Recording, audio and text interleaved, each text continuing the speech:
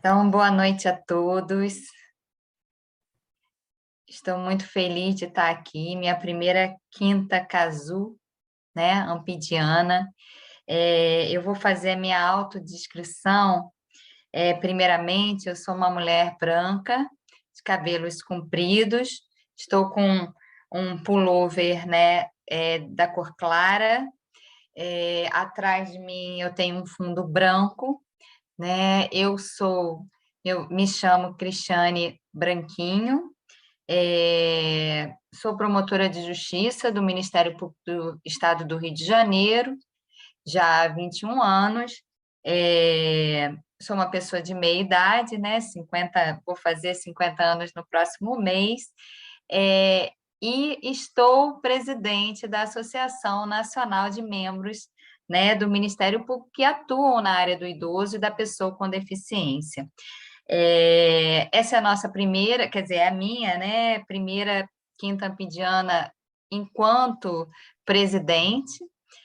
Estou muito feliz por estar trazendo um tema de extrema relevância, né, que eu e Gabriela, eu me lembro, né, Gabriela, da gente indo lá no CNMP, sensibilizando, né, tentando sensibilizar da importância da gente ter uma resolução em que houvesse a obrigatoriedade dos colegas fiscalizarem as unidades, né, de assistência social de acolhimento às pessoas com deficiência.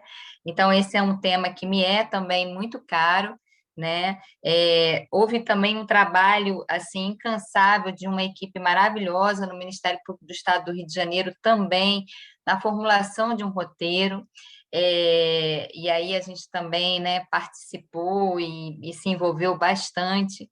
Foi um processo muito interessante e hoje a gente traz para vocês, né, não só a discussão da resolução 228 de 2021 do CNMP, mas em especial de todo um trabalho que foi feito pelo GT do CNMP, pelos colegas, não só o Hugo, né, que está aqui presente, Hugo Porto, do Ministério Público do Ceará, nossa querida também Melissa, do Ministério Público do Paraná, Gabriele, do Ministério Público do Maranhão, né? E algumas pessoas que não puderam estar presentes, que a gente não pode deixar de citar, né? Marlúcia, e aí depois os meus colegas aqui falarão dos demais, que também compuseram esse GT e que fizeram também um roteiro para todos os colegas de todos os ministérios públicos para que pudessem realizar esse processo de inspeção dessas unidades de acolhimento.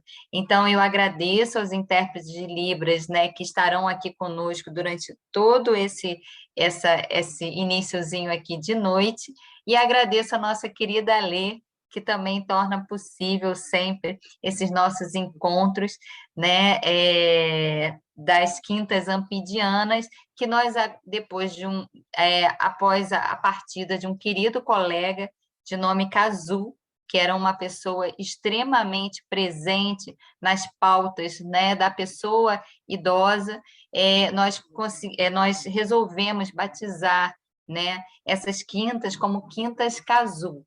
Então, assim, uma homenagem também, infelizmente o perdemos para a Covid-19, e aí sempre fazemos uma homenagem a essa grande pessoa que foi o nosso querido Cazu. Nossa querida ex-presidente Cida, eu acho que não conseguiu entrar, mas assim é uma grande responsabilidade estar aqui hoje, né, substituindo essa nossa querida amiga Cida.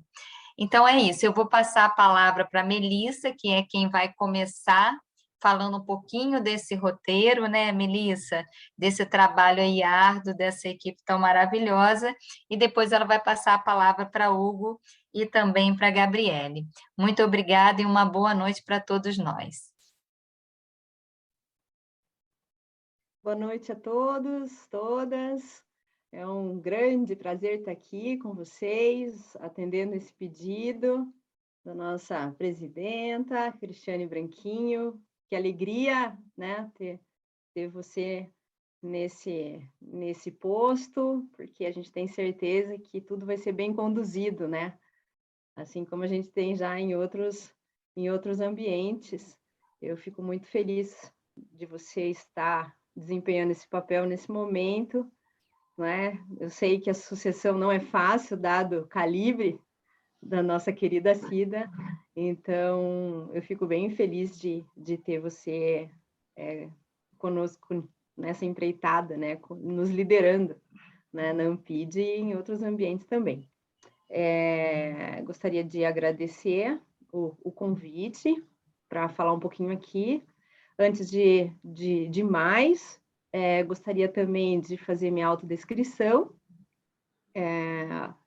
Sou uma mulher de 40 anos, cabelos compridos, lisos, estou com uma camiseta preta, batom rosa, algo assim, rosa um pouco roxo, um fundo, eu estou no meu escritório de casa, um fundo, um misto de madeira, com uma parede que parece uma cor de cortiça, assim, com um vaso aqui à minha direita, um vaso de vidro com uma planta verde.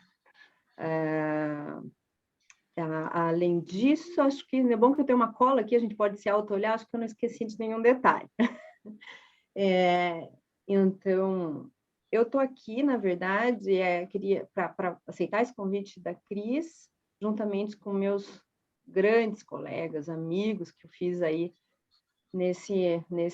nessa caminhada, né, na corrida, na defesa, na tentativa da defesa, na partezinha que nos cabe dos direitos das pessoas com deficiência. Então, queria desde já agradecer Hugo, agradecer Gabriele, agradecer os colegas outros todos que não estão aqui, mas que participaram, seja na comissão do GNDH, que alguns chamam de COPEDI-PEDI, outros COPED-PDI, outros de COPED.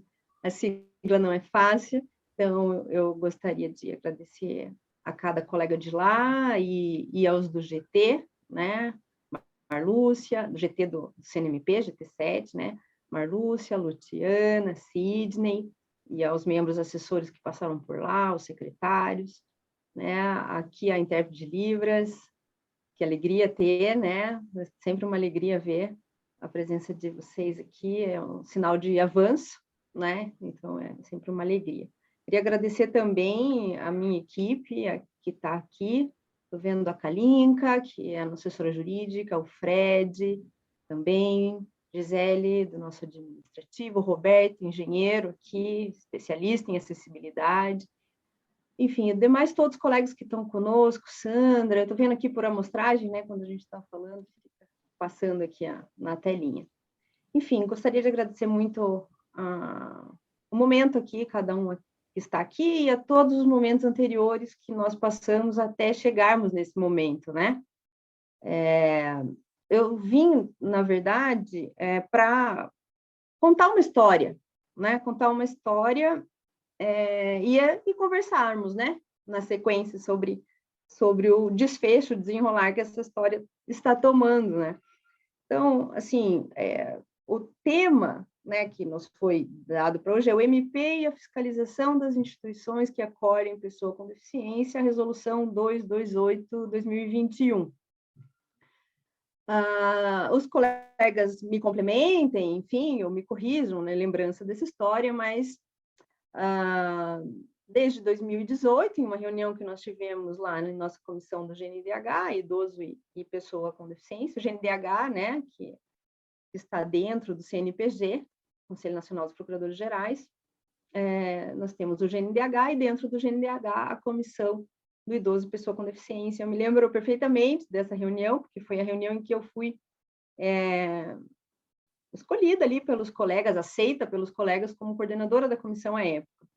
E uma das primeiros encaminhamentos que nós tivemos foi sobre a necessidade de adequação de uma recomendação do CNMP que falava de fiscalização, recomendava fiscalização de instituições de longa, aspas, tá? De longa permanência para pessoas com deficiência, né? E houve todo um incômodo quanto a isso, já que os locais em que há pessoas com deficiência residindo não são né, não são ou não deveriam ser instituições de longa permanência. E para tentar colaborar, né, essa comissão para tentar colaborar com o aperfeiçoamento, um possível aperfeiçoamento dessa resolução, foi feita uma moção de esclarecimento, uma disponibilização do GNDH à época desta comissão, da COPED-PDI, para o CNMP, né, mostrando uma adequação necessária e se colocando à disposição para sugestões e complementação a título de resolução, né, como era com as ILPIs, fiscalização das ILPIs. E assim foi feito, foi enviado, né? Isso foi em 2018 ainda, né? E aí no curso de 2019, essa proposição, essa moção, foi mandado por ofício, né? Ao CNMP, foi levado ao GT7, que é o GT, o Grupo de Trabalho da Pessoa com Deficiência, de Defesa da Pessoa com Deficiência, dentro da CDDF, que é a nossa Comissão de Defesa dos Direitos Fundamentais no CNMP, né? E estávamos lá também alguns colegas, é um grupo menor do que é no GNDH. O GNDH é um membro de cada MP, estadual, federal, trabalho, etc. Ali somos apenas em 5, né? Depois me corrijo o número, fazendo a soma aqui, acho que somos em 5. Nós 3 aqui, mas eu imagino que sejamos 6. Estou boa de conta hoje. Enfim, foi levado lá, a gente teve como primeira também reunião de trabalho no GT7, nessa composição de Hugo, Gabriele, Luciana, Marlúcia, Cisne, etc., eu, enfim, definimos a gente tinha que definir um projeto, uma atuação para o grupo de trabalho pelo próximo ano, né? E, dentre vários temas que nós pensamos, achamos útil envedarmos esforços para que essa resolução, de fato, né, fosse, né, se a recomendação fosse adequada, a resolução fosse publicada e etc. Até a Cris já adiantou um dos capítulos dessa empreitada toda. Em um desses momentos, eu tinha recém tido meu filho, ele estava com alguns dias, eu era, acho que, coordenadora ainda coordenadora no GNDH ainda, e Gabriele e Cris estiveram em Brasília para conversar, né, com a assessora do conselheiro, levar nossos motivos, que já tinham sido colocados, nossas justificativas por escrito, levar também, né, a importância do tema oralmente, né, explicar. E lá foi sugerido também que se fosse feito, além das propostas ligadas ao incremento da regulamentação, né, de tornar a recomendação resolução com suas adaptações, também a elaboração de formulários sugestivos, né, formulários de visita, um roteiro para que promotores, equipe técnica, assistentes sociais, engenheiros, seja quem for, que fosse do Ministério Público participar dessas fiscalizações, tivesse um norte, né, principalmente aqueles que nunca tiveram essa experiência, ou MPs que ainda não tinham formulários próprios, né? Poucos tinham formulários próprios, eu me lembro. E o GT abraçou essa missão que foi iniciada lá na comissão do GNDH, assumiu essa missão de levar a efeito aí as tratativas para a resolução e seus materiais, né? Nós, como grupo, resolvemos isso, e dentro deste grupo foi, então, como, além da tratativa, do trabalho quanto à resolução, nós conseguimos produzir lá no grupo um guia nós chamamos de manual à época, mas ele foi publicado como guia para até reforçar o caráter sugestivo, enfim, de colaboração, de apoio aos colegas, e alguns formulários para o promotor e para as equipes. Deixa eu até aqui, só para não esquecer nenhum, tá? Então, assim, foi feito, então, um trabalho a respeito da resolução, o guia e alguns formulários. Formulário para o promotor de justiça, para o membro, formulário para a equipe técnica ali, meio voltada, assistentes sociais, psicólogos, pedagogos, enfim, esse tipo de técnico. Outro para arquitetura e engenharia, e aí mais 2 documentos extras ainda, um formulário para entrevista dos usuários, quando se desejasse fazer esse tipo de abordagem, e também uma planilha para disponibilização para a instituição, para que a instituição pudesse preencher dados de cunho objetivo para entrega também, para complementação desse relatório de visitas, né? Digamos assim. Então, foi produzido todo esse material pelo grupo, né? Alguns me perguntaram, outros revisaram, nós discutimos todos, enfim, e terminado esse trabalho, foi encaminhado ao conselheiro para que levasse a discussão para o conselho, né, do CNMP.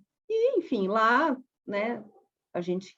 E assim, não é um tempo, parece tudo muito rápido, muito simples, mas, assim, é uma coisa bastante... Foi tudo bastante trabalhoso, não só a parte de produção de tudo isso, né, e daí aqui, né, destaco aqui Hugo e Gabriele aqui nesses trabalhos também, podem, né, falar que não foi muito fácil, além da produção do material.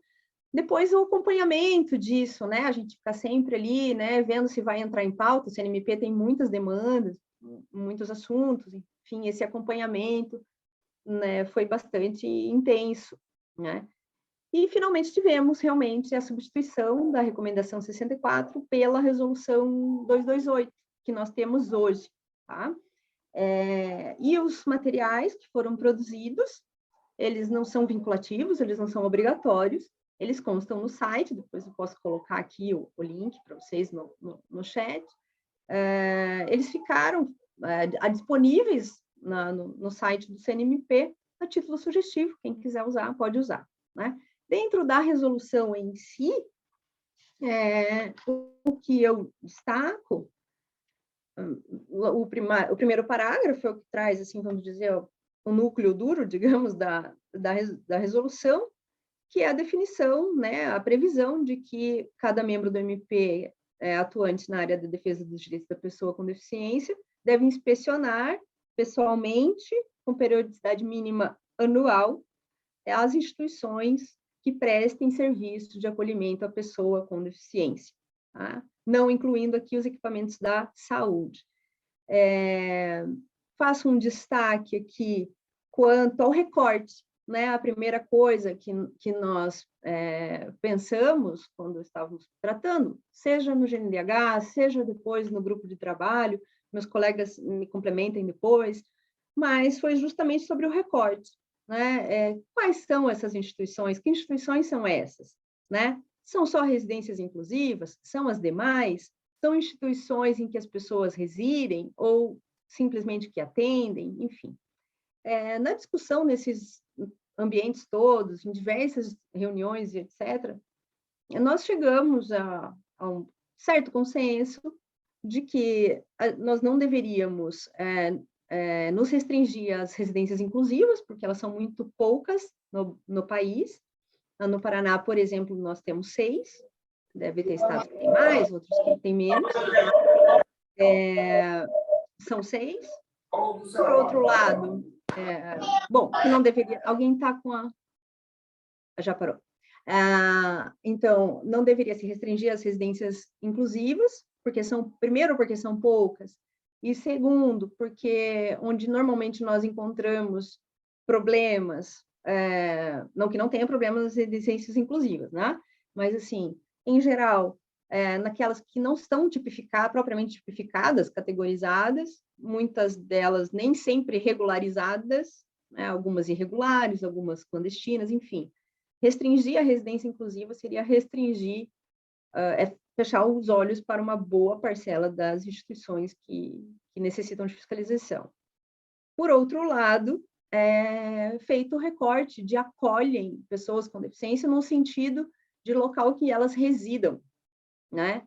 Então, local em que residam pessoas com deficiência, porque se fôssemos para o recorte de atendem, nós teríamos, né, os locais, as clínicas de fisioterapia, contraturnos, a paz, enfim, outros tipos de instituição, centros-dia, digamos, enfim, né? E outros locais que não seria propriamente o recorte nesse momento, né? Algumas, porque já são fiscalizadas por outras áreas do MP, seja da saúde, da educação, da infância, enfim, e também porque já é um recorte bastante grande, né? Então, não que não possamos avançar, né, até para que atendem, né, pessoas com deficiência, mas, ao que me consta, poucos estados, eu falo aqui de executivo, MP, têm noção completa de até quantas são, quais são essas instituições, né? Então, seria mais cauteloso nesse momento termos esse recorte. Se, por um lado, não são só as residências inclusivas, também não daria para ser locais que atendem façam qualquer atendimento da pessoa com deficiência, que seria muito amplo o recorte. Enfim. Então, assim, da resolução, o que eu destaco é isso, já esse primeiro recorte. Isso está logo no primeiro parágrafo, daria para a gente dissecar toda a resolução aqui, né? Então, um dos focos que nós demos foi isso, de tentar deixar a expressão de uma maneira que abrangesse as residências inclusivas, mas não só, né? Nisso, eu vejo que não sei se é um problema, mas é um destaque, né? Na ementa da resolução, fala pessoas com deficiência acolhidas em residências inclusivas, né? E não foi esse o mote inicial, não foi esse o nosso entendimento de necessidade, tanto no GNDH quanto no GT. Eu não sei lhes dizer em que momento, né, como foi redigida, em que momento foi, se foi só ali uma questão de redação, né? Eu tenho a impressão, por uma análise global e contextual da resolução, guia e formulários e etc., discussões, atas, enfim, eu tenho, e aí meus colegas podem dizer a impressão deles quanto a isso, tenho para mim que uma interpretação contextual nos mostra que, por todo que eu tratei com vocês, e pelo constante, se vocês olharem até nos considerandos fala residências, instituições residenciais, né? Enfim, não fala, não se restringiria, seria uma questão ali, uma pequena limitação que ficou na ementa, tá? Mas aí depois eu gostaria que os colegas fizessem observação quanto a isso. Eu não sei em que momento e por quê, né? Mas acho que foi só realmente alguma necessidade de deixar uma ementa reduzida e mais objetiva, talvez. Enfim. Bom, então, deixa eu ver aqui o que mais que eu ia dizer. Ela é muito próxima, nós que trabalhamos na fiscalização de instituições de longa permanência para idosos e LPIs, a resolução 228, ela é muito parecida com a nossa 154, claro, com suas peculiaridades e necessidades. A segunda peculiaridade que nós tivemos foi justamente o parágrafo único do artigo 1º, em que é ressaltado que não inclui unidades e equipamentos da saúde, aqui principalmente residências terapêuticas e outros, não é? Para que a gente não saísse do foco, né, aqui, para que a gente já não começasse ali a misturar, por exemplo, pessoa com deficiência intelectual com pessoas com transtorno mental, por exemplo, né? Enfim, e outras. E também pensando na prática das atribuições, né? Na maioria dos MPs, não necessariamente quem faz a área da saúde, que faz a fiscalização desse tipo de instituição, ou de equipamento, faz também de pessoa com deficiência ou idoso, e etc. Então, a gente achou importante que tivesse esse parágrafo único aí quando estávamos nas discussões. Os formulários para a equipe técnica, assim como para as ILPIs, foram feitos porque, no parágrafo 2º, é dito que sempre que possível, né, ter o promotor acompanhado de um assistente social, psicólogo, arquiteto, engenheiro, enfim, equipe técnica mínima necessária para a aferição com mais acuidade das necessidades, das irregularidades das instituições. Então, assim, não que seja absolutamente necessário, né, imprescindível, eu acho sempre muito salutar, né? Mas não é um dever, até virou um dever funcional, não é um dever funcional que pode ser afastado, por exemplo, porque não se tem equipe técnica, né? E também há aquelas comarcas em que há muitas instituições, como tem nas ILPIs, há a previsão também de que dá para fazer um calendário, né, expor justificadamente um calendário quando não se consegue cumprir, por exemplo, as visitas todas num ano. Há comarcas, há capitais, você tem até maior para citar, mas que tem mais de 100, 200 instituições, por exemplo, para idosos, né? E vai ser outras tantas para pessoas com deficiência. Então, muitas vezes é o mesmo promotor, então talvez fazer 100, 200, 300 visitas, 400 visitas num ano, pode ser que não seja possível. Enfim, então houve até essa consideração que eu já havia lá nas ILPIs aqui também. Bom, resumidamente é isso, né? Então nós estamos, eu me sinto aqui, né, nesse dever de contar a história. Se eu esqueci algum capítulo aí da novela, vocês me complementem.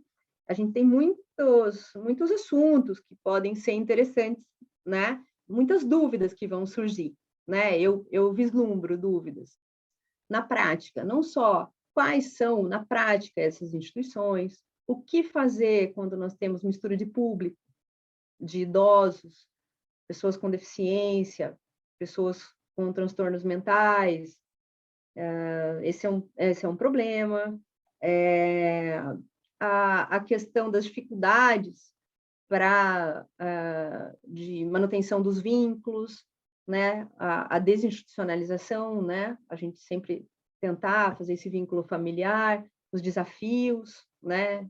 Para que isso seja realmente exceção, né? Para que as pessoas com família estejam entre os seus familiares, com estrutura, quando há, e etc. Então, esse desafio. Quais são, né? Se aplica, se RDC ou não, como que isso é feito, enfim. O que nós tentamos fazer em termos nacionais, seja no GNDH, seja no GT, do CNMP, assim como a gente faz nos centros de apoio, vários aqui trabalham em centros de apoio, é como eu sempre fiz, é um mantra aqui, que é muito simples, objetivo e óbvio. Eu sempre fiz no centro de apoio, nós somos centros de apoio. Então, a gente está aqui, por exemplo, aqui no Paraná, nosso objetivo maior sempre é auxiliar os promotores nesses deveres funcionais, seja auxiliando com formulário, com guia, com roteiro, com pareceres, com consulta, com material. Então, nesses ambientes, o principal mote para nós é, primeiro, atender essa preocupação que nós temos das pessoas com deficiência em situações não ideais ou muitas vezes precárias em instituições que as acolhem, né? Que muitas vezes não acolhem verdadeiramente, né? Judiam, enfim, torturam, e a gente já teve, infelizmente, várias oportunidades de ver isso na prática. Então, assim, o primeiro objetivo era cobrir essa lacuna. Existem outros tantos fiscais, não somos sós, né? A gente tem a questão que envolve corpo de bombeiro, conselhos de direitos, vigilância sanitária e etc. Mas era a hora também de nós operacionalizarmos e regulamentarmos um pouco mais dentro do Ministério Público, que já havia previsão legal de fiscalização, regulamentar isso, organizar isso, né, dentro do MP, e ao organizar, dar suporte aos colegas, que têm muitas atribuições, inúmeras, muitos não têm atribuição especial, exclusiva, seja para o idoso, seja para a área da pessoa com deficiência. Então, eu penso que todo o auxílio que a gente puder entregar, seja em âmbito estadual, como CAOP, seja no GNDH, seja no CNMP, que isso tem que ser feito. E foi com essa missão, com essa vontade que penso que todos nós fizemos, né? Aqui podem também depois afiançar aí o Hugo e Gabriele, e se tiver mais algum colega, Sandra, diversos aqui estavam nesses momentos, mesmo a minha equipe aqui.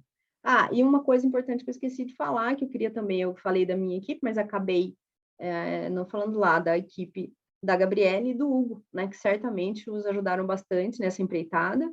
Eu presenciei a da equipe da Gabriele, porque nós trabalhamos bastante em cima dos formulários, junto com aqui a nossa equipe do CAEX, que é Centro de Apoio à Execução.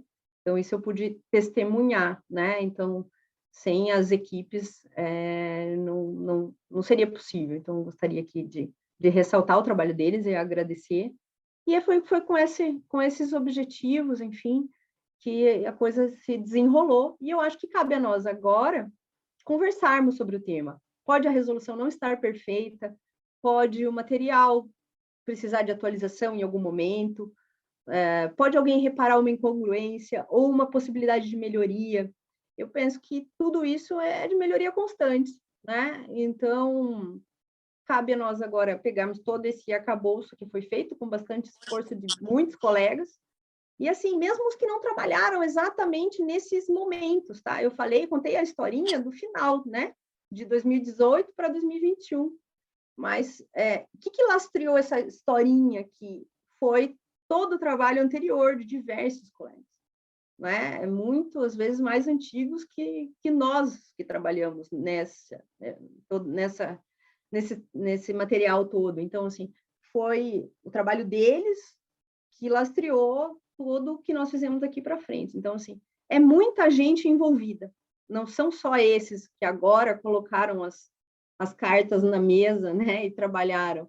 Nesse momento que eu contei o final, mas talvez o que mais importa é o começo de tudo, né, para chegar, porque por exemplo, nessa primeira reunião que eu me lembro dessa tratativa de 2018, nessa reunião se concluiu que precisava fazer mais, né? E para chegar nessa conclusão que precisava ser mais, teve muito esforço anterior, muito esforço.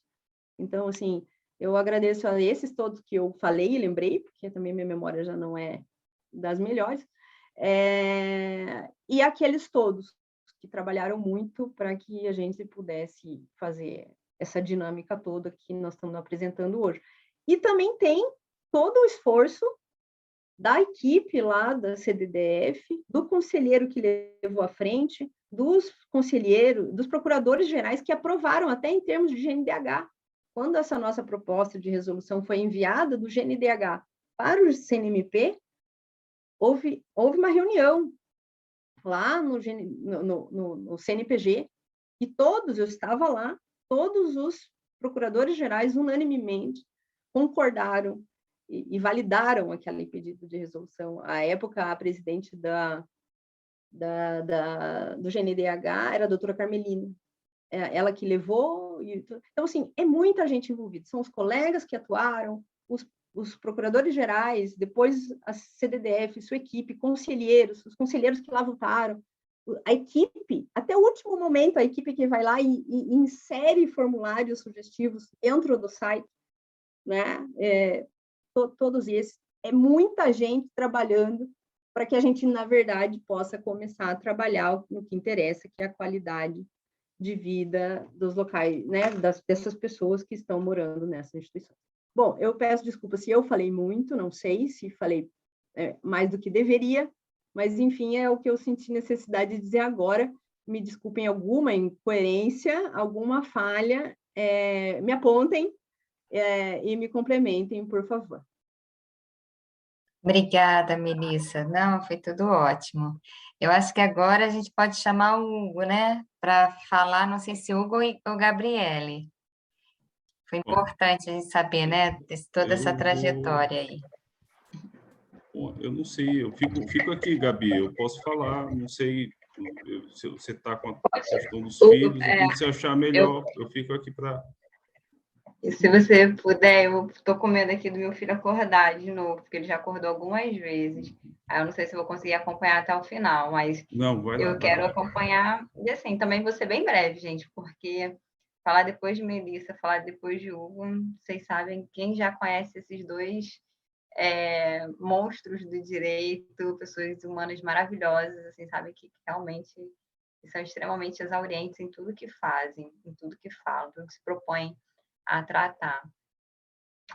A Melissa fez já uma exposição assim muito clara, muito fiel à realidade, né? Mas antes até de começar a falar, eu queria registrar a felicidade de reencontrar, ainda que virtualmente, pessoas tão queridas como Sandra, Valberto, Renata, que foram pessoas que foram aparecendo por aqui, além do Hugo, Melissa e Cris, que eu já tinha conversado antes, né? A própria Alessandra, que sempre está muito disponível para a gente, que auxilia muito realmente todos os trabalhos da Ampid, os intérpretes de Libra, que se não fossem eles também, nós não teríamos condições de fazer o trabalho com a acessibilidade que lhe é devida, né? Então, assim, é um momento realmente de muita felicidade poder estar aqui com vocês. Eu não me descrevi ainda, mas vou fazer agora. Eu sou uma mulher jovem, né? Ainda me considero jovem. Tenho 38 anos, cabelos longos, pretos, uso brinco de pérolas, estou usando uma blusa branca com bolinhas pretas e atrás de mim tem só uma parede lisa, assim, sem nenhum adorno, nada. Não, é um ambiente de escritório mesmo, mas esse fundo é um fundo liso. Como eu falei, a Melissa fez já um retrospecto bem exauriente, né? E eu acho que os colegas de Coped PDI, que eu sou uma das que chama de Coped PDI, tá? Já que a Melissa falou que tem divergência até na pronúncia da sigla, né? Da comissão. Então, da Coped PDI vai lembrar o trabalho da Cristiane, o trabalho da Ariadne, montando o texto da resolução, altas horas da noite, já como proposta, né, de resolução. Altas horas da noite nós fizemos leitura de artigo por artigo, pensamos nos melhores termos, discutimos muito essa questão dos equipamentos da saúde, como deixar claro se eles seriam ou não abrangidos por essa fiscalização, a questão da periodicidade, com a nomenclatura, justamente para fazer esse recorte, trazer o foco para o que seria o objeto de fiscalização, o que seriam esses locais que acolheriam pessoas com deficiência, também teria só os que atendem pessoas com deficiência, enfim, foi tudo trabalhado realmente com muita atenção e muita surpresa diante da recomendação anterior que falava em LPI, né, para pessoas com deficiência, que não tinha passado por nenhum tipo de comissão dentro do próprio GNDH. Então, nós levamos toda essa preocupação, principalmente por desejar que um documento que trata de um tema tão importante, ele fosse efetivo, ele fosse eficaz e trouxesse, de fato, melhoria à qualidade de vida dessas pessoas que dependem, né, dos serviços previstos em toda a normativa do SUS, principalmente. Né? O Ministério Público tem o dever de fiscalizar, né? Todo o guia, ele traz todo um histórico sobre a questão legislativa, constitucional, infralegal, que prevê realmente essa atuação do Ministério Público, então ficar circunscrito a uma simples recomendação seria um outro ponto de fragilidade desse documento que nós vislumbramos. Isso foi levado realmente ao Conselho Nacional através de uma moção, se eu não estiver enganada, acho que foi até o próprio Valberto que sugeriu que fosse para uma moção. E, enfim, todo o diálogo se iniciou, recebemos uma devolutiva muito boa também, da Comissão de Defesa dos Direitos Fundamentais. À época, o próprio meu auxiliar, que então era o Dr. Maurício Andreolo, foi a reunião do GNDH, discutiu o assunto, nos ouviu. Então, acho que tudo foi sendo trabalhado a muitas mãos, né, com muitos olhares, e nós chegamos hoje, tanto na conclusão do guia, quanto nesses questionários, manuais, nos questionários e o formulário que também foi disponibilizado no site, não com um olhar de que é um material pronto e acabado, pelo contrário, né? A dificuldade prática sempre vai trazer questões que vão nos fazer refletir sobre necessidade de adaptações. A vida sempre é mais criativa do que toda e qualquer normativa, então a gente vai encontrar, sim, ambientes em que nós vamos ter, possivelmente, crianças com deficiência junto com os adultos, né? Dentro daquele recorte já de 18 a 59 anos que nós devemos ter, né? Nas instituições que acolhem pessoas com deficiência. Até na questão que a Melissa trouxe, né? Em que momento que virou residência inclusiva, eu também não sei dimensionar especificamente esse momento. Eu acredito que tenha sido até como uma necessidade de se apegar a uma nomenclatura própria, né, da tipificação. E realmente a Resolução 109 do Conselho Nacional traz a residência inclusiva. Então, eu acredito que tenha sido algo voltado a esse encaixe, né? A ter uma terminologia específica, mas o guia ele é muito claro em dizer que não fica adstrito à residência inclusiva, pelo contrário, que a maior preocupação é justamente quando nós temos aqueles equipamentos que não são tipificados, os equipamentos clandestinos, os locais clandestinos, né? E tem ainda um outro tipo de preocupação, que para além da regularização e para além da eventual extinção, que obviamente não é o desejado, mas que a gente não pode descartar diante de eventuais violações que venham a ser constatadas na prática, a própria necessidade de fomento, né, de criação de outras instituições, justamente para que tenhamos o público por elas abrangido. O que nós não podemos ter são pessoas com deficiência, com vínculos rompidos, em situações de violação de direitos, mas que fiquem totalmente desassistidos.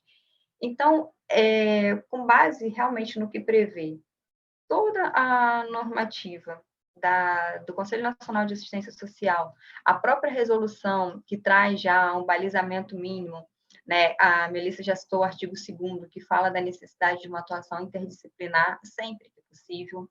A gente sabe que esse é o desejado, mas que nem sempre os ministérios públicos vão ter realmente esse suporte para disponibilizar os promotores de justiça, que não se eximem, ainda assim, do dever fiscalizatório, né? E que podem até mesmo diante da dificuldade que vierem encontrar, justificadamente, né, fazer com que essa equipe técnica venha a fazer realmente a fiscalização em um primeiro momento, sendo que no segundo passo o promotor de justiça vai ter que fazer esse tipo de trabalho naquelas instituições que não pôde fiscalizar, como vem previsto no artigo 2º, parágrafo 2º, mas também nós temos, no artigo 3º, já um balizamento mínimo com as finalidades da inspeção, né, que é justamente verificar a efetividade, qualidade do serviço que vem sendo prestado, observar os equipamentos que vêm sendo disponibilizados, inserir os residentes na vida comunitária, que é algo também muito trabalhado no guia. A gente não pode nunca esquecer do caráter excepcional dessa institucionalização.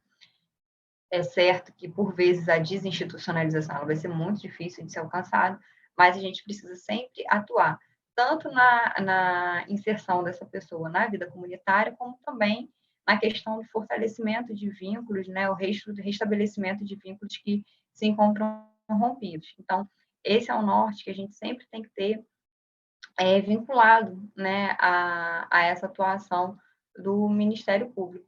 E aí, a partir desse balizamento que já vinha na resolução, quando a gente pega os formulários, a gente vai ver que eles partem justamente daquilo que já vem previsto, às vezes como uma finalidade específica, como uma finalidade geral, das residências inclusivas, dos serviços destinados às pessoas com deficiência, de toda a questão dos serviços de alta complexidade.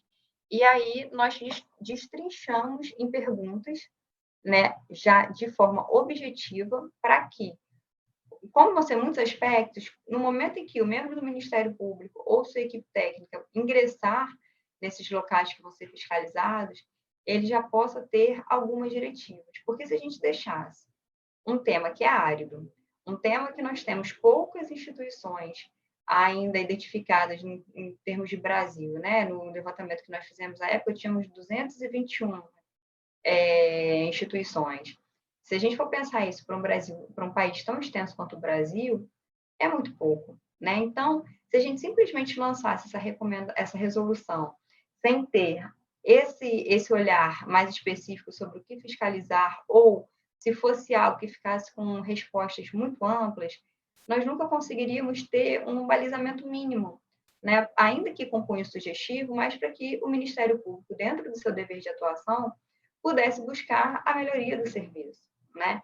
Então, houve esse cuidado, né, em analisar o que vinha sendo previsto dentro de toda a normativa do SUS, para que, sendo membro do Ministério Público, sendo equipe técnica, né, engenheiro, quando fosse verificar acessibilidade interna, acessibilidade para se chegar até a instituição, o entorno é um entorno acessível, existe algum tipo de identificação, tem alguma placa, a placa não pode existir justamente para evitar qualquer segregação, né? Porque a gente não pode esquecer que é uma instituição, mas que tem um caráter residencial. Esse caráter residencial também demanda muita sensibilidade na hora da inspeção, para que toda aquela rotina que ali é desempenhada, para que toda a intimidade das pessoas que ali se encontram acolhidas, que seja preservada.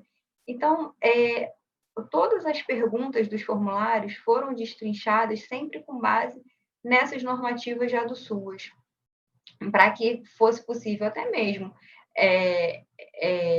diante do cenário inicial, se pensar na necessidade de regulação ou, obviamente, né, através de toda uma atuação extrajudicial do Ministério Público, vai ser possível regularizar? Não, vai ser necessário vir pedir uma eventual extinção desse equipamento? Sendo necessária a extinção, como que nós vamos fazer? O PIA, ele é um documento de extrema importância, sempre é bem trabalhado esse olhar de atendimento individualizado ao residente, para que tenha todo o histórico dele, para que se verifique, né, se realmente existe alguma possibilidade de restabelecer o vínculo. Ah, não, foi necessária a extinção daquele local. Sim, como nós vamos remanejar essas pessoas? Então, houve todo um olhar muito humanizado e toda a atuação multidisciplinar foi muito pensada nesse aspecto, para que não houvesse só uma atuação estritamente jurídica, né, que é o conhecimento do membro do Ministério Público, ele é um conhecimento jurídico, mas que nós não olvidássemos que ali há pessoas e há realidades que são difíceis, há realidades econômicas que também precisam ser valorizadas. A base, inicialmente, ela é uma base municipal, mas aquele município, por si só, ele tem condições econômicas, tem demanda para ter uma residência inclusiva própria, é preciso fazer algum tipo de convênio, de participação com algum outro ente federativo. Então, são perguntas que foram todas direcionadas para esse intento, né? Para que o Ministério Público consiga, de fato, garantir a plena efetividade dos direitos das pessoas com deficiência, né? E as perguntas, elas foram divididas, né, também no aspecto jurídico, no aspecto formal, com base... Tem algum microfone aberto. Pronto, já fechou. Com base no aspecto também humanitário, né, para verificar justamente se tinham essas irregularidades, se as pessoas ali, elas vinham recebendo coisas que são básicas. Um outro documento que trouxe muita inquietude, né, para o desenvolvimento desse trabalho foi aquele relatório da Human Rights Watch, que intitulado, né, Eles Ficam Até Morrer. E ali, antes da gente fazer a leitura, talvez a gente não tivesse conhecimento de como o aspecto manicomial ainda vinha sendo mantido e que coisas que até então a gente poderia passar despercebido, elas configuravam gravíssimas lesões aos direitos individuais, como a ausência de escova de dente, as mulheres não tinham acesso a absorvente. Então, são aspectos que também foram destrinchados ao longo do formulário para que justamente nós pudéssemos ter um mapeamento mais próximo da realidade, permitindo também que, através desse cunho objetivo, né, perguntas com sim ou não, marcação de resposta, nós pudéssemos ter também um olhar em cenário nacional, para que, a partir dali, nós pudéssemos ter tanto essa percepção sobre o que se faz necessário melhorar, de repente ter realidades que nós pudéssemos trabalhar como modelo, digamos assim, né? E que também mapear onde vem a existir a carência realmente desse equipamento. Então, assim, de forma breve, foi basicamente essa a nossa preocupação enquanto GT, enquanto GNDH, né? É uma pena a Marlúcia, a Luciane e o Cisgen não estarem aqui presentes, porque eles também teriam muitas coisas a contribuir, porque também participaram ativamente de todo esse processo, assim como o Hugo, Melissa, enfim, foi um trabalho que realmente nos trouxe muito carinho em realizar, porque é uma realidade assim muito sofrível, né? Que a gente não pode esquecer que ainda há uma invisibilidade muito grande às pessoas com deficiência e que muitas vezes a institucionalização ela não é tratada como como a última medida, mas como uma primeira medida, né? Eu atualmente venho fazendo uma especialização em gerontologia, até sugestão do Luiz Cláudio, ele me recomendou e eu estou encantada assim, com o curso. E é um curso assim muito rico. Eu sou a única promotora de justiça, a única pessoa do cenário jurídico, digamos assim. E o que a gente ouve são os outros profissionais da área da saúde, assistentes sociais, falando, né, de alguns comportamentos que às vezes vêm com cunho positivo ou com uma análise estritamente jurídica, mas que ela não reflete aquilo que é o melhor para a pessoa institucionalizada, para a pessoa que depende daquele equipamento. O centro-dia, muitas vezes, ele não é valorado. Então, com base em todo esse caráter excepcional da institucionalização e com base em tudo que vem proposto pela assistência social, né, através da Resolução 109, que eu já citei aqui, né, então a gente teve esse olhar, né, que para que aqueles objetivos previstos na LOAS 9742, de proteção social, vigilância socioassistencial e de defesa de direitos, o Ministério Público, de fato, surja como o grande guardião, né, e membro que venha a efetivar o direito das pessoas com deficiência, sem nunca esquecer que lá tem um cunho de moradia, mas também de alimentação, que toda a individualidade deve ser preservada, né, a questão do credo, a necessidade de reinserção, o que está sendo oferecido para as pessoas que lá se encontram. Então, vem sendo oportunizado o estudo, né? Como que esse estudo? É um estudo formal? É um estudo através da realização de um curso? Vai gerar algum tipo de profissionalização? Enfim, foram basicamente esses os eixos que nós adotamos para fazer o desdobramento. Como a Melissa muito bem pontuou, eu já falei aqui, mas vou repetir, é um documento que realmente ele vai passar agora por um crivo da prática, né, que o que nós vamos encontrar, de fato, ainda é uma incógnita, mas que a gente vai ter junto com todos os membros, com todos os profissionais técnicos que vão participar, sejam os engenheiros, assistentes sociais, que vão estar ali junto do Ministério Público fazendo esse trabalho que vai proporcionar, nós temos crença nisso, melhoria na qualidade de vida das pessoas com deficiência. E é para isso que nós estamos aqui. O papel da ANPID também é fundamental, enquanto associação voltada realmente à defesa de direitos das pessoas idosas e das pessoas com deficiência. E eu tenho certeza de que hoje é mais um dos muitos capítulos dessa história, né? Agora com um cunho mais prático, mas que vai certamente nos oportunizar, através da realidade que for sendo descortinada, a melhoria de vida, né, das pessoas que se encontram nessas condições. Eu fico à disposição, por enquanto. Aqui não veio ainda um novo sinal de choro, não, mas eu tenho certeza de que vão vir muitas perguntas, muitas discussões já práticas, pessoas que atuam na área, e eu permaneço aqui à disposição. Mais uma vez agradeço Cris, Melissa, Hugo, Valberto, Sandra, Ariadne, todos os colegas de GNDH, de COPED PDI, de GT7, porque para mim foi, assim, sem dúvida, o trabalho mais enriquecedor, porque ele tem realmente toda uma visão de futuro e de melhoria de condições de vida para pessoas extremamente vulneráveis. Então, eu agradeço muito pela generosidade de vocês, por tanto que vocês me ensinaram, tá?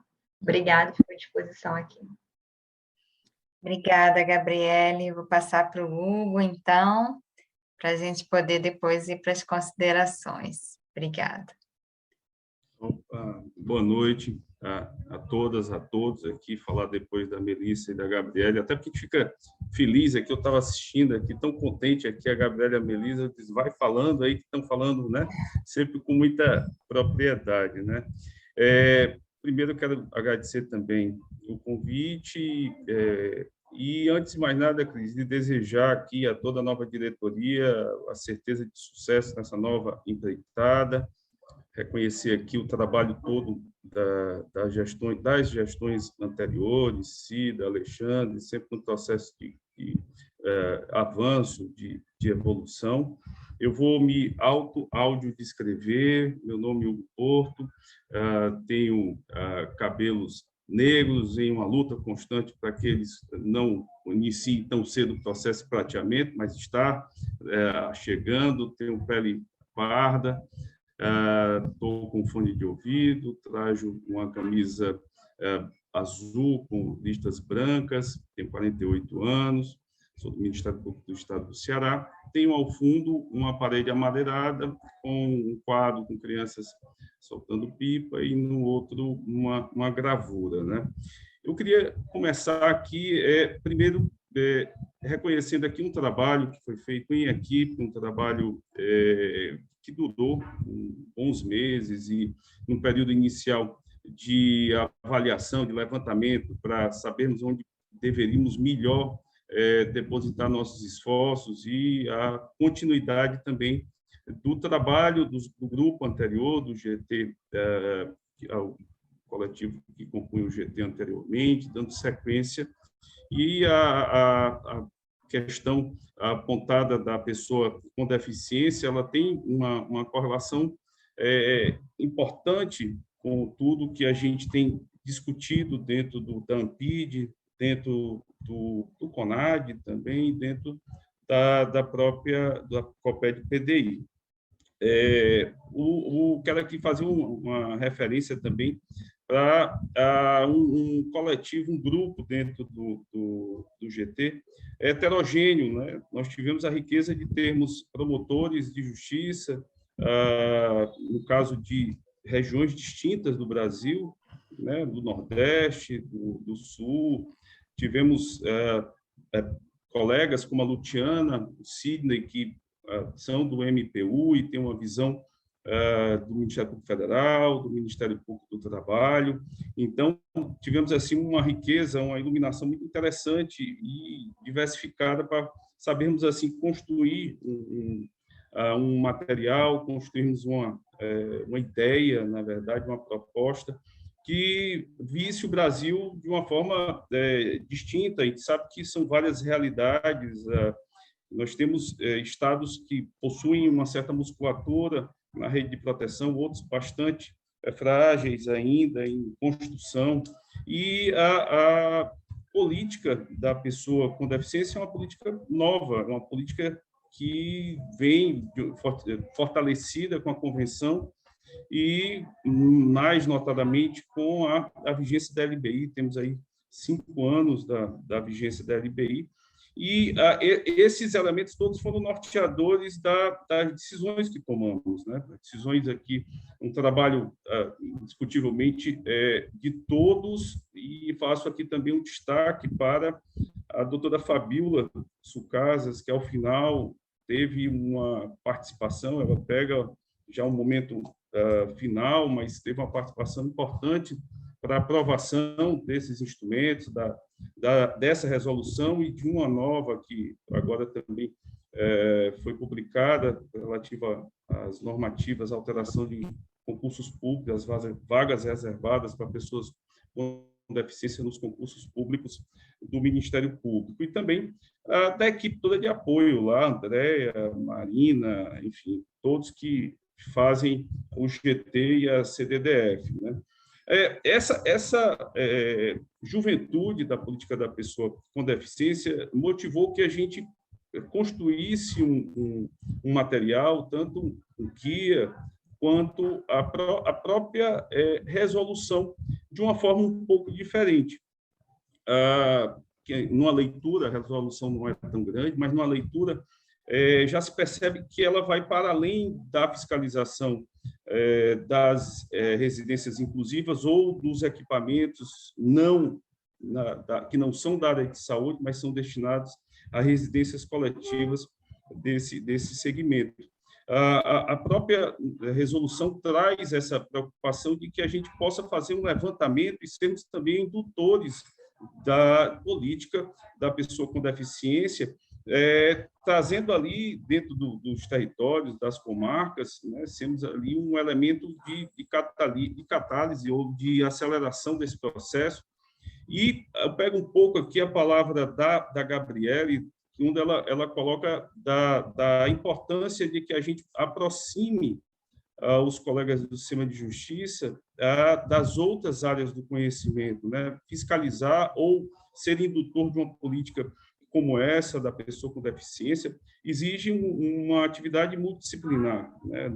No direito, pouco se faz. Eu acho que no direito ele é uma amálgama, mas é uma atividade do serviço social, é uma atividade da psicologia, é uma atividade da engenharia, da arquitetura, enfim, que compõe um grupo de pessoas que, em última análise, vão assegurar os direitos desse público, que é um público hipervulnerável, um público que tem um perfil, porque são pessoas com deficiência, dependentes e com vínculos rompidos e que não têm autossustentação. Portanto, é um público hipervulnerável, bastante fragilizado e que exige de nós uma preparação, um conhecimento e uma dedicação diferenciada, né?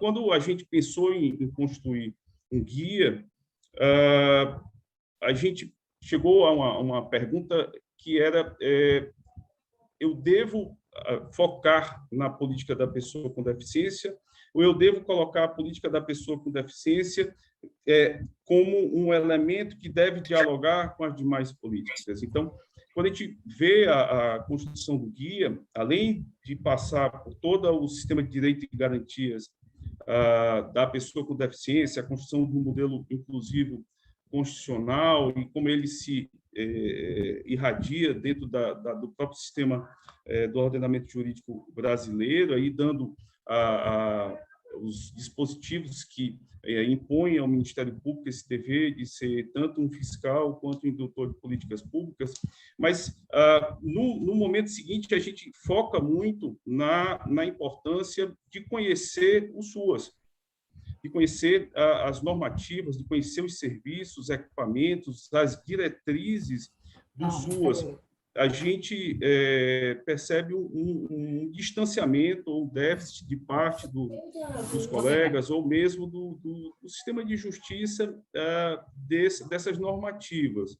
E, para isso, a gente posiciona, primeiro, as residências inclusivas dentro desse sistema da assistência social, colocando, inclusive, vou pegar aqui um pouco, colocando, inclusive, um pouco mais detalhadas as informações, como a questão quais são os níveis de proteção social, como é que eles se portam.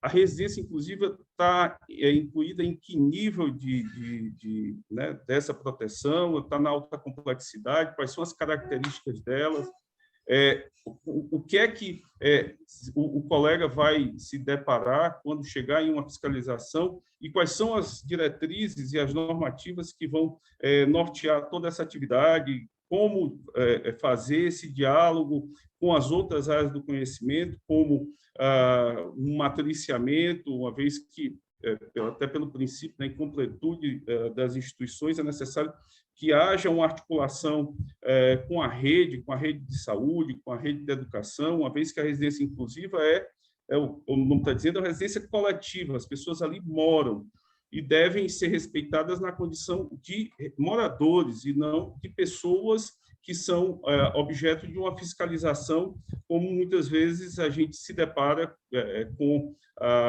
atividades das mais diversas ordens ou dos mais diversos entes, de invasões, ou às vezes de entradas em locais reservados, como quartos, banheiros, ou de fiscalizações em momentos inapropriados, como na hora de uma alimentação, na hora das atividades educacionais. Então, é importante que a gente entenda o que é uma residência inclusiva e também os desafios desafios de outros equipamentos que nós vamos encontrar, ou mesmo a ausência deles, como foi bem dito pela Melissa e pela Gabriele.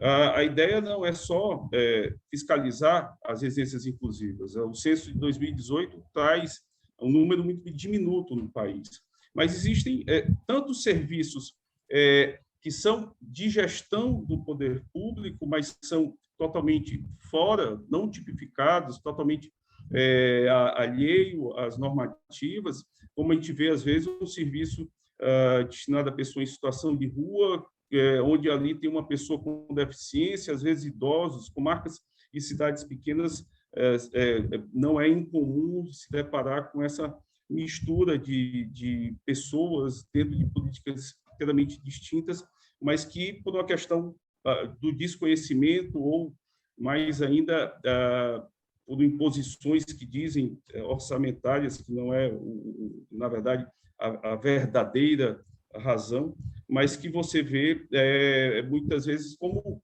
locais ali onde as pessoas apenas dormem ou podem passar um período, né? Então, a resolução ela trata tanto da fiscalização das residências inclusivas, como bem disse a Melissa e a Gabriele, mas também daquelas instituições que não estão tipificadas, das instituições clandestinas. Quem milita nessa área sabe que não é incomum se deparar, por exemplo, com alguém que pega alguns benefícios, alguns cartões de benefício, coloca em uma residência 3, 4, 5, 6 pessoas com deficiência, ou também, como a gente se depara muitas vezes com idosos, e que ali começa a ter, entre aspas, uma chamada um abrigo, ou então um local onde as pessoas convivem, mas que quando se vai fazer uma aferição, são verdadeiras instituições totais ou que não permitem o contato com a comunidade, que não têm o mínimo dos requisitos técnicos profissionais, ou mesmo salubridade ou segurança. Então, os colegas, quando forem desempenhar suas funções, assim, suas fiscalizações, e já a fazem, se deparam muito com esse tipo de instituição, esse tipo de equipamento. Então, é necessário que, além de saber como fiscalizar, saber como fazer o reordenamento desse serviço, pautado nas normativas do SUA, como habilitar um serviço quando ele é inexistente, a demanda exige, como saber fazer a fiscalização sobre a gestão das próprias unidades, dos próprios serviços, saber quais são as normativas espaciais, a capacidade máxima que uma residência inclusiva pode ter, os recursos, por exemplo, como saber manejar um PIA ou um PPP, um plano individual de atendimento. É necessário que você saiba ler, saber quais são as informações que devem estar ali, saber que ali é uma relação da instituição com o indivíduo e guarda uma privacidade, é necessário que ali tenha um resguardo, conhecer e saber fiscalizar o plano político-pedagógico, o PPP, que é uma relação da instituição, das suas atividades, das suas normas, e é importante saber, por exemplo, que como ali é uma residência, os seus habitantes devem participar na formação dessa gestão, serem estimulados a terem o seu autogoverno, terem a sua independência, saberem que são pessoas que estão residindo e que devem dialogar com a comunidade, seja na questão da educação inclusiva, né, seja no fomento ao trabalho, à capacitação, ao emprego apoiado.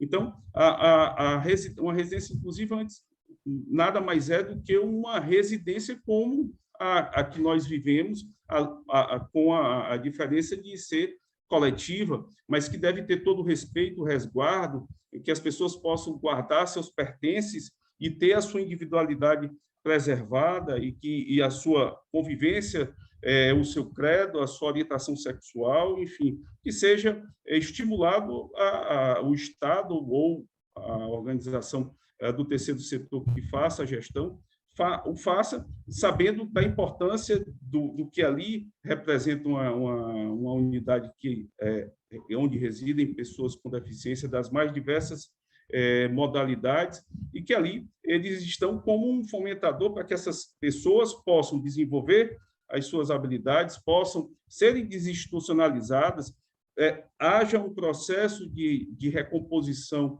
de vínculos, quando este é possível, que as famílias possam estar nesse processo dentro, com o apoio das equipes multiprofissionais, e que eles possam estar dentro desse processo de construção daquela pessoa que é o seu familiar, que está residindo numa residência inclusiva ou no equipamento que tenha a característica de residência coletiva, mas que a família seja chamada a participar desse processo e que seja estimulada a recomposição e o retorno dela para a vida familiar, na comunidade onde ele, ao longo da vida, desenvolveu o seu dia a dia. Então, a ideia da resolução, como eu falei, é para, além da fiscalização, é também para permitir que a gente faça um diagnóstico, nós, do Ministério Público, com a interlocução com as outras áreas do conhecimento, façamos um levantamento, um diagnóstico, para sabermos como devemos enfrentar determinadas circunstâncias e lacunas do poder público. E quando nós nos depararmos com a necessidade de fomentar a criação dessas unidades, nós precisamos saber como fazer e a quem deve se destinar as missões e as responsabilidades. Saber como habilitar um serviço, saber como pode ser feito um cofinanciamento, qual é a participação que deve ter o Estado, por exemplo, em 50% desse cofinanciamento, como habilitar um serviço e ter o cofinanciamento federal, como discutir com o município a sua política de acordo com o seu porte e também reconhecendo a possibilidade de uma regionalização, porque as próprias normativas permitem, ou uma ação consociada, de sorte que você possa compartilhar recursos, otimizar recursos, desde que sempre tenha a pessoa, o residente, como o núcleo, o centro das atividades, o centro das relações, ou seja, não é permitir uma ação consociada ou uma regionalização onde você possa, de certa forma, violar ou tirar do território ou da vida comunitária aquele que sempre ali se desenvolveu, mas que você possa, por exemplo, compartilhar equipes técnicas, outros recursos, de sorte que os municípios pequenos cumpram a sua missão, executem a política da qual ela tem competência. Então, essa possibilidade de regionalização ela deve ser discutida com os municípios, discutida com as pessoas, para que isso seja, na verdade, tida como forma supletiva, uma vez que a gente deve, o máximo possível, fazer com que aquelas pessoas estejam no seu território, mantenham as suas relações comunitárias na escola, participem da vida e o lazer no seu entorno, na sua cidade, enfim, como toda e qualquer pessoa o faz no seu cotidiano. Então, o guia traz esse mergulho, essa navegação pelos SUAS, com relação, fala um pouco sobre a questão das pactuações, das comissões intergestoras bipartite, tripartite, das equipes e quais as qualificações que essas equipes, em termos de número e de atividade profissional, deve guarnecer esses serviços de acolhimento. E também quais as diretrizes e as etapas para que se possa promover um reordenamento daquele serviço que foge das normativas, mas que seja feita de forma progressiva, saber ter a sensibilidade de que, por mais irregular que esteja, nós temos que sempre fazer uma aferição de que a preservação da dignidade dessa pessoa está em primeiro lugar, está no farol das nossas atividades, e que, em havendo a necessidade de um reordenamento, ela seja feita naturalmente sempre com esse olhar, salvo quando a situação se mostra aviltante ou que se mostra inteiramente impossível de ter qualquer um passo a mais, mas sempre ter que o reordenamento é um processo, é uma ação progressiva que exige diálogo, que exige a participação, inclusive, dos residentes, porque muitas vezes há a possibilidade daquele que passou a vida ou passou parte da sua vida com aquele ciclo de amizade, fazendo aqueles vínculos que se separem, e algumas vezes isso acontece, e a gente tem que ter isso nas nossas visões e nas nossas diretrizes, porque a gente pode, sob o propósito de reordenar um serviço para melhorar, está separando pessoas e de forma que você não permitam que elas voltem a ter uma convivência que tiveram muitos deles a vida toda. E eu coloco esse detalhe, não que um equipamento que tenha que seja violador, que tenha extremada assim, grau de impropriedades, que ele possa persistir. Não, como foi bem dito pela Melissa e pela Gabriele, equipamentos como esse, lógico, devem ser extintos e a articulação deve ser imediata com o gestor da política para que essas pessoas possam estar acolhidas devidamente em outros locais ou retornadas para as famílias ou em famílias ou outras instituições que possam acolher com segurança. Então,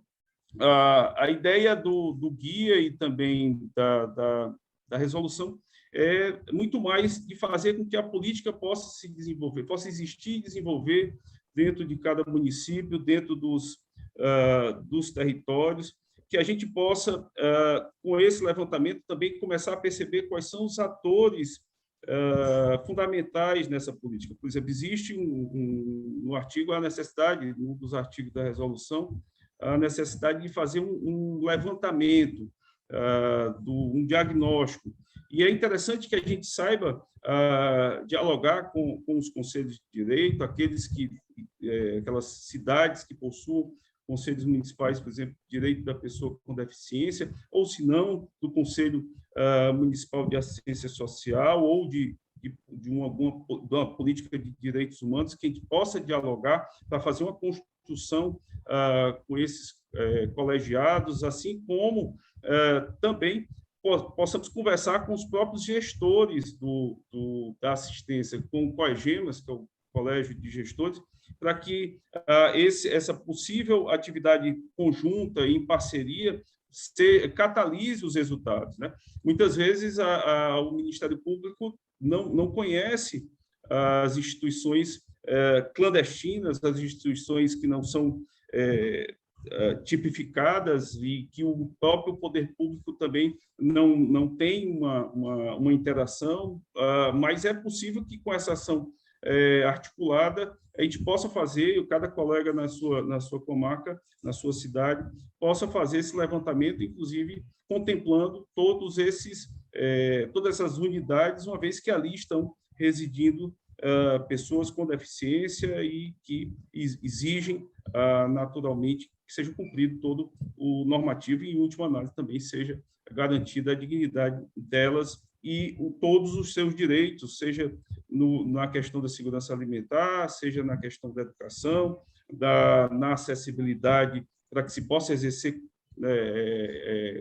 plenamente os seus direitos, enfim, para que você possa fazer de uma unidade um lar, um local de desenvolvimento, né, e que esse seja sempre aberto à interação com a comunidade. Então, eu acho que o que a gente procurou fazer com o guia, com os formulários que a Gabriela e a Melissa bem apresentaram e falaram, é ter um pouco mais de detalhamento por conta de ser uma política mais jovem, uma política que ainda não é conhecida por todos os colegas. A gente percebe no dia a dia, no centro de apoio, eu faço parte do centro de apoio que tem a pauta da pessoa com deficiência aqui no Ceará, e a gente percebe um distanciamento desde do mais básico, como compreender o conceito da pessoa com deficiência, que ainda muitos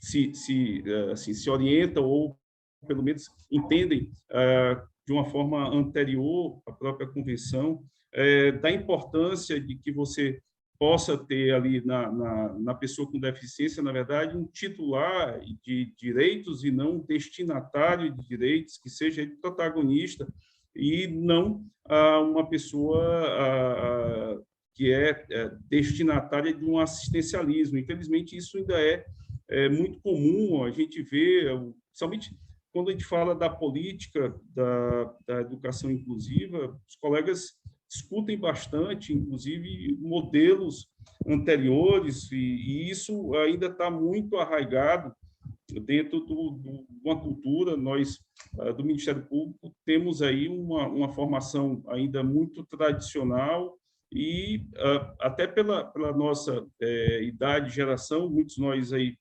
temos aí uma faixa de 30, a grande maioria de 30 a 50 anos de idade, e temos aí uma formação numa geração pré-convenção, portanto, numa geração que ainda tem na pessoa com deficiência alguém a ser cuidada e não alguém a ser incluída.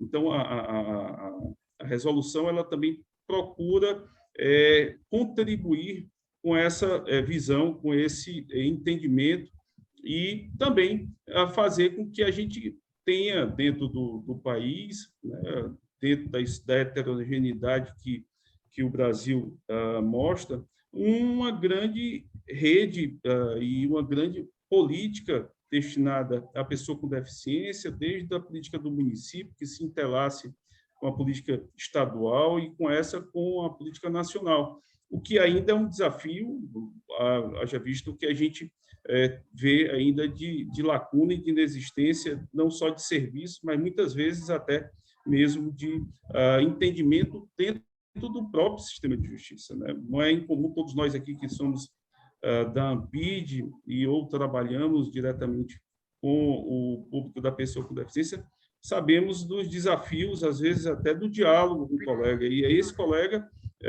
que vai estar fiscalizando, não os colegas que são mais imersos no sistema de direito e garantia da pessoa com deficiência. Daí, o guia e os formulários terem sido mais analíticos, serem mais detalhados, mas nunca com o propósito de esgotar, muito pelo contrário, né? Temos imperfeições, nos norteamos, e eu quero destacar aqui as fontes, sempre na construção dos guias, desse guia, na verdade, a gente sempre se pauta em fontes bem sedimentadas, e ali está bem registrada que a consolidação daquele material ele vem também do conhecimento que tem sido construído ao longo tanto do GT lá no CNNP, como também das outras áreas do conhecimento, como serviço social, como da psicologia e arquitetura, as normas técnicas, a engenharia. Então, eu acho que essa foi a nossa meta, foi o nosso objetivo, de que a gente pudesse construir um instrumento que fosse para além da fiscalização, mas fosse para o reconhecimento e a indução dessa política dentro das cidades, né? Um desafio enorme, mas eu acredito que a resolução seja um passo, ainda que inicial, para despertar os colegas para a importância desse tema, né? A gente, no centro de apoio, recebe, de uma forma muito frequente, demandas de colegas com uma situação de uma pessoa com deficiência no perfil tal, que não tem, que está exposta nos seus vínculos familiares, ou que, às vezes, só tinha uma mãe já idosa que faleceu e que não tem instituição naquela comarca, naquela cidade, e que começa um verdadeiro artesanato jurídico, me permita aqui a palavra, porque você constrói uma solução onde a solução sempre tem como um pressuposto violar um direito da pessoa com deficiência, porque é tirá-la do território, é sempre subtrair para um outro local e não incluí-la ali, e para isso precisa que a gente tenha uma atividade preventiva, e eu diria hoje, a gente fala que a gente tem que ser preventivo, proativo e preditivo. Eu acho que a gente dentro da política, de toda a política, mas a da pessoa com deficiência é o que a gente está recortando aqui, a gente deve fazer um planejamento e um diálogo com o poder público e também com o terceiro setor, para que esses serviços, que esses recursos cheguem ao território e não de forma coordenada, e não quando a demanda chega com aquela situação flagrancial, onde alguém, numa cidade pequena, precisa de algum apoio para que outra pessoa já violada, hipervulnerável, tenha uma mínima residência, que a gente sabe que até que esses paliativos, além de não resolver a situação, coloca essa pessoa em uma outra dimensão de vulnerabilidade, que muitas vezes escapa até a própria fiscalização do Ministério Público e das demais instituições. Então, como a Melissa destacou e a Gabriele, a fiscalização das ILPI, das residências inclusivas e dos demais equipamentos que estejam dentro do território é uma atividade que coloca o Ministério Público apenas como um ator jurídico, mas que precisa dessa correlação com essas demais áreas, com a vigilância sanitária, com o Corpo de Bombeiros, com a rede de proteção social. Precisa que o colega compreenda a importância do matriciamento junto com as unidades de saúde, com aquela pessoa que reside numa residência inclusiva, ela é munícipe, ela é uma pessoa que tem que ter acesso a todas as políticas que ali são desempenhadas dentro do município. Portanto, eu acho que é mais essa compreensão de forma mais plural, do para além mesmo do serviço, mas focado na pessoa e essa pessoa dentro de uma cidade e que ela possa ali, na verdade, ser respeitada em todos os seus direitos. Eu acho que essa missão aqui do guia, a missão do GT, a missão que eu creio da própria resolução, e a gente fica aqui à disposição para algum diálogo, debate. Acho que a gente ainda tem um tempo para, eu acho que a gente tem. Até para ouvir um pouco e as críticas e as contribuições para que a gente possa aperfeiçoar aqui as nossas atividades. Obrigada, Hugo. A gente agora tem pouco tempo por conta do nosso horário aí, o máximo que a gente pode ficar aqui é um pouquinho mais. Mas eu achei as suas considerações extremamente importantes também, né? Tanto da Melissa quanto da Gabriele. A gente tem um grande trabalho pela frente, até por conta de algo que já deveria existir, a gente teria que ter já um mapeamento dessas instituições, e a gente não tem. A gente teria que ter um diagnóstico, a gente não tem. E eu acho que você focou num ponto também muito importante, que é a pessoa, né? A gente está promovendo a dignidade dessas pessoas. A Gabriele falou também de um documento que eu me lembro da Cláudia Braga, que está aqui presente, né? Trazendo para a gente teve, inclusive, uma reunião com eles, né? Do Human Rights, que eles ficam até morrer. Então, nós temos instituições que não deveriam mais existir, né? Eu acho que existem instituições totais ainda, né? Existem residências inclusivas que precisam melhorar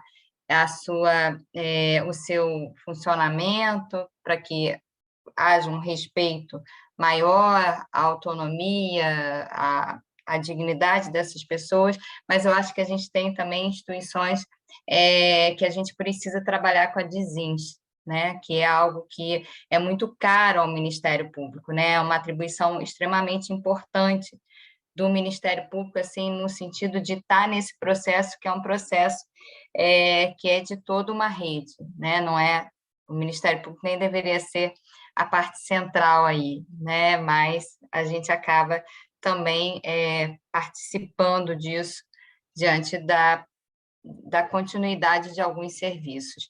Então, eu não sei se existem algumas considerações, não sei se alguém gostaria de falar. Eu estou vendo aqui, né, algumas pessoas falaram aqui que Valberto está aqui também, Renata Scharfstein, que é a coordenadora do Caucível e da tutela coletiva da pessoa com deficiência, que, né, coordena também toda essa equipe, faz um trabalho aí espetacular e tem se deparado muito com essa questão da desins. Então, também poderia, não sei se teria algo para falar, mas a gente já tem uma vivência aqui no Rio de Janeiro de algumas instituições que já foram fiscalizadas, né? Como eu falei, a gente também fez um roteiro, e a aplicação desse roteiro, né? A fiscalização fez com que a gente se deparasse com uma realidade né, que precisa realmente ser mudada. Então, eu acho que todo esse trabalho do GT, do CNMP, veio ao encontro dessa necessidade da gente modificar um cenário existente que a gente não pode mais tolerar. Então, eu acho que isso vocês deixaram muito claro, né? E eu acho que eu acho que a gente tem uma grande missão. Não sei se Renata quer falar algo, que eu estou vendo Eu você queria só... aqui, Renata. Tô aqui, tá me vendo? Tô sim, Boa tô sim. noite a todos, parabéns aí pelo trabalho, né? Eu acho que, de repente, a gente podia marcar um novo encontro de trabalho, se possível, até pela extensão da hora, né?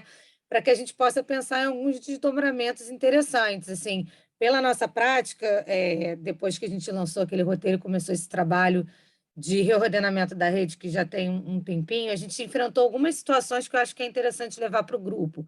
Por exemplo, como é que você faz o reordenamento de instituições que são filantrópicas, né? Então, que nem sempre o poder público vai assumir tudo aquilo. A própria instituição filantrópica ela pode se adequar aos moldes do que é previsto na política, né? Então, acho que é uma delicadeza e a maioria dessas instituições não são públicas, então é muito difícil você virar também para uma instituição que está ali há anos prestando o seu serviço e que tem que mudar, porque isso aí eu acho que ninguém, né, nem discute esse modelo desses abrigos, né, dessas instituições totais e fechadas, ele não é admitido no nosso reordenamento, mas tem delicadezas quando se trata de uma instituição filantrópica ou não. E muda muito o rumo do reordenamento de acordo com essa situação, e a gente tem se deparado com isso. Eu gostaria que a gente tivesse mais tempo para debater esse ponto específico, que eu acho que é um ponto relevante. Outro ponto, né? A Cláudia Braga está até aqui, talvez a gente, no nosso trabalho aqui, a gente tentou seguir o instrumento do Quality Rights, né? Pensando nos direitos de cada um ali. Então, assim, eu acho que talvez fosse interessante a gente aprofundar em alguns direitos, alguns eixos, e a gente tem tentado implementar também um censo anterior ao trabalho de um TAC, porque a gente precisa primeiro entender quem são as pessoas que estão ali. Então, assim, olhando para a pessoa, né, em primeiro lugar. E aí, pegando um pouco da experiência de Desinste, que está muito mais avançada, né, a rede de assistência, a política de assistência está muito mais atrás do que a política de saúde mental, a gente começou a pensar e já conseguiu que o Estado acolhesse esse censo, as instituições do Estado têm aplicado, tem sido super interessante, a saúde mental do Estado também participou desses primeiros censos, e aí a gente chega à conclusão que tem muita gente ali que não é público de residência inclusiva, gente, que é público de moradia com apoio. Então, acho que essa é uma questão que a gente precisa debater, apesar de não ter regulamentação, como é que a gente vai trabalhar esses casos, porque a residência inclusiva ela é uma modalidade, um serviço muito caro, né?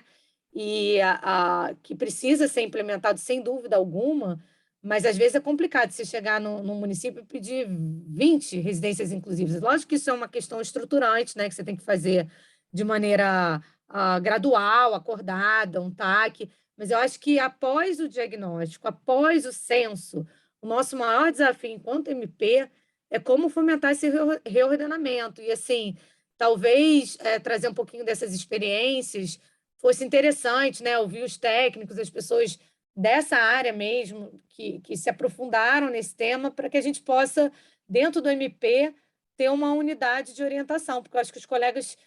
Porque, assim, ajuizar ação para a RI é fácil, né, gente? A gente sabe. A dificuldade é implementar.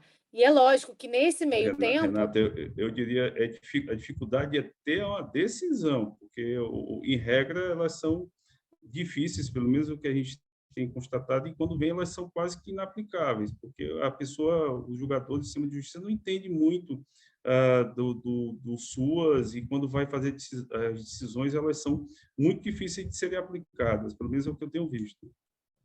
A gente até conseguiu, assim, tem sido interessante, as sentenças estão sendo confirmadas pelo tribunal, têm sido favoráveis, eu posso depois até compartilhar, mas o que eu vejo, o que é liminar, nunca é, porque o argumento deles isso já acontece há tantos anos, essa violação, que não tem urgência para mudar a situação. E uma coisa difícil também é no pedido, porque, assim, pedir residência inclusiva, mas, assim, a gente precisa explicar a demanda, né? E a demanda não é só dos abrigões. Tem pessoa com deficiência que já alcançou a maioridade, que está em abrigo de infância, né? De instituição de acolhimento para criança, muito. Acho que essa é uma das maiores demandas. Tem muita pessoa com deficiência adulta que está em ILPI, porque não teve onde ser acolhida, e tem muitas pessoas que não estão em local nenhum, estão com as famílias, mas os pais falecem, enfim, situações múltiplas. Então, acho que assim, esse desafio do mapeamento mais abrangente e esse reordenamento, principalmente quando se trata de instituição filantrópica, isso eu compartilho aqui com vocês, porque é uma questão que a gente tem tido bastante dificuldade, né? Não sei se Cláudia Braga ou Renata Rios querem complementar de alguma forma, fiquem à vontade, mas eu sei que é uma discussão longa, assim. Não, nem imagino que a gente possa avançar hoje, eu só acho que o tema é interessante, se tiver interesse aí para Eu os acho, demais, a gente Renata, pode... não, eu acho assim que trazer todas essas, né, nuances, né, todos esses desafios que a gente tem, né, a partir desse movimento que foi feito, né, com esse material, né, que os colegas irão se deparar, eu acho extremamente válido. Eu acho que a gente pode marcar, sim, né, um novo evento para que a gente possa discutir pontualmente essas questões. Então, acho que é super bem-vindo. Cris, posso só aproveitar e fazer uma Pode. conta o que a Renata... Eu nunca tinha falado com a Renata, mas tudo bem? Eu tenho as mesmas agonias da Renata e outras tantas, né? O que eu queria tomar liberdade aqui com vocês é até de fazer um convite, caso vocês queiram, né? Nós estamos programados aqui para um evento no dia 25 e no dia 26 de novembro. A gente não fez a divulgação ainda, tá? Porque a gente está em fase de término de organização. Mas aqui no MP do Paraná, a gente vai ter um evento no dia 25 e 26 de novembro, tá? O primeiro dia dele é uma live aberta no YouTube, etc., tá? Com todos os parceiros e órgãos afetos, etc. A gente vai ter a participação, assim como a gente teve aqui do Hugo, da Gabriele e tal. Ele vai ser muito parecido, o conteúdo que a gente vai falar nessa live é muito parecido com o que a gente está fazendo aqui, tá? Talvez com uma exposição de material, algo assim, porque tem muita gente que nem é da área, então a gente tem um pouquinho mais de dificuldade em algumas coisas, a gente vai talvez tenha que expor um pouquinho mais, de uma maneira mais evento, sabe? Mais palestra, assim, mais exposição. Mas a gente vai ter, no segundo dia, ele é um evento de 2 dias. O segundo dia vai ser uma oficina de trabalho, tá? Nesse dia, é um evento que vai ser fechado para membros do MP e convidados, parceiros, instituições, e o recorte em instituições que fazem a fiscalização. Instituições, digo aqui, bombeiros, CREA, Visa, Conselho de Direitos, enfim, todos esses atores que trabalham na fiscalização, ou deveriam, ou são nossos parceiros, enfim, nós vamos ter uma oficina de trabalho sobre o guia, sobre os formulários.